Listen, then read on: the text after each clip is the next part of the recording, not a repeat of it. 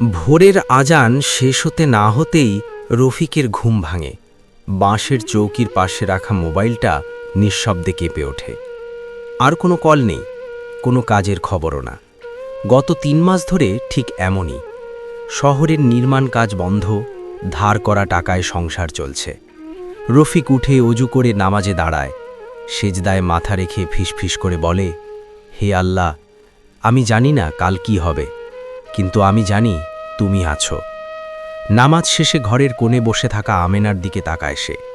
আমেনার চোখে ভয় আছে, কিন্তু অভিযোগ নেই।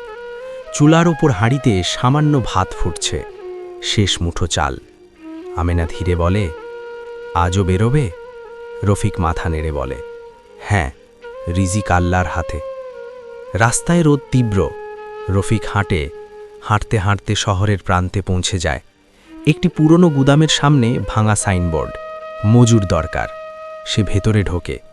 ম্যানেজার একবার তাকিয়ে বলে, আজ কাজ আছে, কিন্তু নিশ্চিত না কাল। রফিক হাসে, আজটুকুই আল্লাহ দিয়েছেন। কাজটা কঠিন, ইট, বালি, সিমেন্ট, হাত ফেটে যায়। দুপুরে পকেট থেকে শুকনো রুটি বের করে খায়। ক্লান্ত শরীরে আবার কাজে নামে। সূর্য ঢলে পড়লে ম্যানেজার ডাকে, ভালো কাজ করেছ, কাল থেকেও আসবে। রফিকের বুকটা হালকা হয়ে আসে। মজুরি হাতে নিয়ে সে বাজারে ঢোকে। চাল, ডাল, একটু সবজি, আর আমেনার জন্য ছোট্ট একটা মিষ্টি। বাড়ি ফেরার পথে আকাশে মেঘ জমে, হালকা বৃষ্টি নামে। রফিক থামে না, ভিজতে ভিজতে হাঁটে। মনে মনে বলে, আলহামদুলিল্লাহ। রাতে ঘরে আলো জ্বলে। আমেনা মিষ্টিটা দেখে চোখ ভিজিয়ে ফেলে। এটা কেন?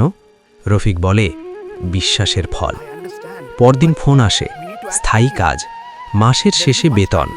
ধীরে ধীরে ঋণ শোধ হয়, ঘরে হাসি ফিরে আসে। কিন্তু রফিক বদলায় না।